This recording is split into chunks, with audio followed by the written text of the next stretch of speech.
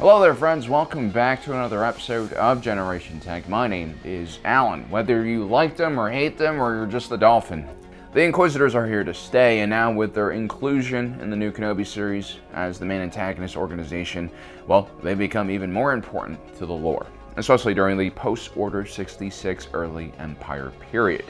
Now these individuals upon first glance are as intimidating as their lightsabers are. I remember when I first saw the plot on Grand Inquisitor in Rebels, he was truly terrifying, especially considering how much more powerful he was compared to Kanan Jarrus and Ezra Bridger.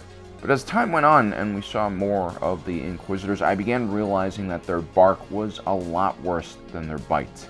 When the Inquisitors went up against someone who was actually a former Sith Lord like Maul, it was clear that these Inquisitors were far less skilled than the average Sith.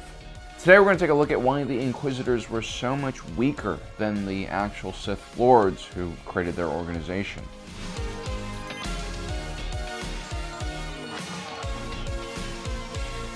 I always tell the wife it doesn't really matter how you prepare the fish if the fish isn't fresh and it already smells bad and is no good.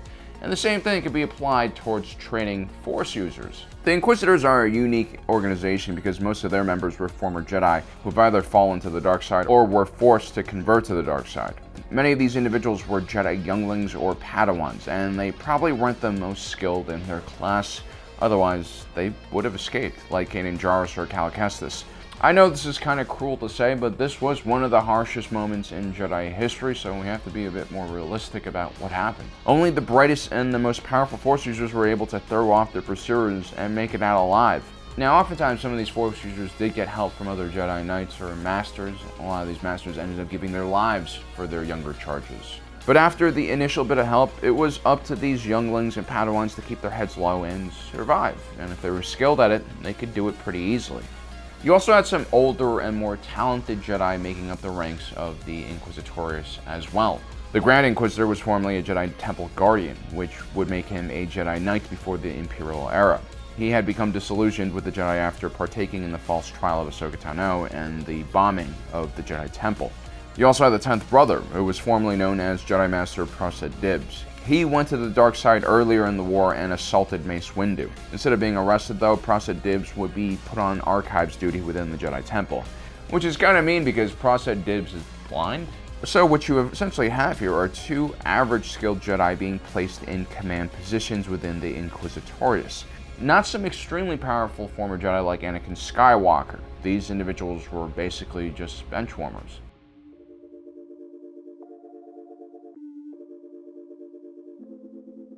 On this channel, we talk a lot about how the Grey Jedi's mentality is preferable and the most rational. They believe that each individual has dark and light side tendencies, and it was really up to an individual to find balance within themselves. It's far less destructive to look internally and try to improve yourself rather than to find balance in other people's faces by using a lightsaber. The problem with the Jedi and the Sith was that they actively tried to suppress the opposite side of the Force. The Jedi were notorious for their strange list of restrictions that were designed to keep their members away from the dark side. This included being isolated from family from a young age, being kept away from emotional attachments with other living beings, and also a restriction on any access to information about the Sith.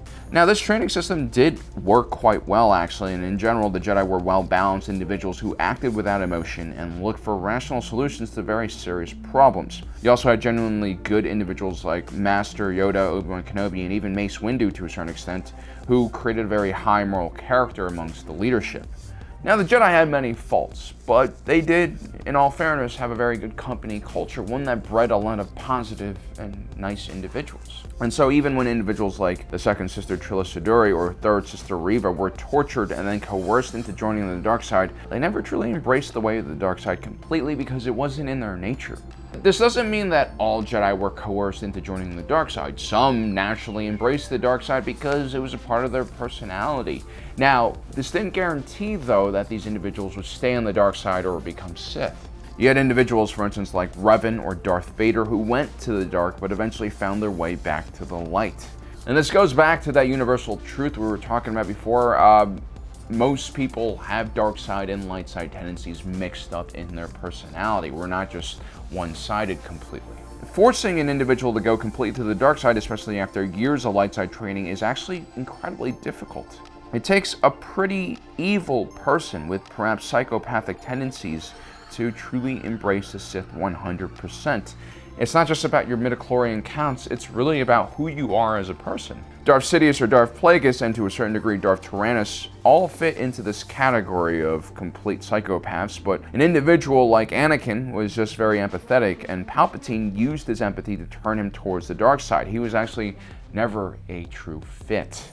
And I believe there are a lot of individuals within the Inquisitorius that also fit into this category, and I guess they're probably not trusted by their Sith overlords. The second and third sister, for instance, both had moments of clarity eventually and rejected the Inquisitors because they also never were able to truly embrace the dark side. The same thing could be said about Kylo Ren, who was at best just a dark Jedi. And from what we know about Force powers, it is very important what state of mind an individual is in when they are using the Force. A Jedi who is at peace will be extremely potent in their connection to the light side, as would a very passionate Sith Lord to the dark side. A dark Jedi who is conflicted about the pain and suffering they are inflicting on their enemies will never really make it to a high level within the Sith.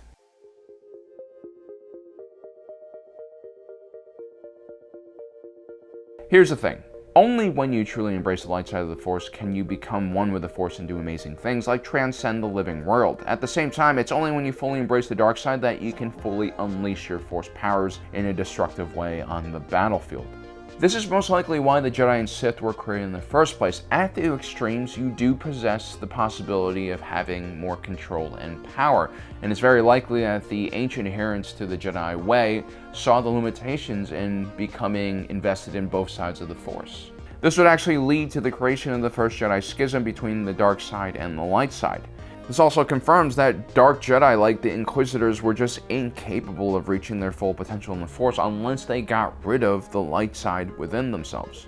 Now, throughout history, dark Jedi were basically just fallen Jedi who either didn't want to be affiliated with the Sith or were rejected by the Sith. At the same time, the Sith were willing to partner with the dark Jedi, but they usually didn't trust their abilities or intentions enough to share with them the true secrets of the Sith ideology and methods. This is why the Inquisitors are quite different from the Sith. This is why their training, although brutal, lacks some of the higher-end techniques like learning how to create Sith lightning. While many Dark Jedi and even regular Jedi could shoot lightning and electricity out of their hands, only a true Sith Lord could create Sith lightning. And so the Inquisitors were given relatively limited training. For instance, they were taught how to channel their hate and energy into powerful Force strikes and basically not much else. This is also why the Inquisitors were given standard lightsabers that even had added features like the ability to spin and help the user fly. A true Sith would not need a mechanism to help them block blaster bolts, they would just simply do it themselves. A true Sith would not need a helicopter attachment on their lightsaber to help them fly, they would simply use the Force to propel them through the sky. We also have to remember that Darth Sidious was a product of the Rule of Two era. Now, he wasn't exactly the best follower of this mentality, nor was his master Darth Plagueis, but he had at least pretend like he was maintaining the status quo here because it was important for the balance within the organization. The reality was Darth Bane was right all those years ago. If you have a bunch of Sith Lords operating within the same area, it got ridiculous very quickly. Even worse, large groups of lesser talented individuals like Inquisitors could easily band together and take out someone far more powerful like Darth Sidious, which is just another reason why the Sith Lord would want to make sure that the Inquisitors stayed weak and malleable. Of course, that didn't stop Palpatine from pitting the Grand Inquisitor against Darth Vader out of curiosity. So there you have it, guys. This is why the Inquisitors are basically a much lower tier kind of organization when compared to the actual Sith. I hope you guys enjoyed today's explanation. Don't forget to subscribe and hit that notification button down below so you don't miss out on the rest of our awesome content. As usual, my name is Alan, and my allegiance is to the Republic, to democracy.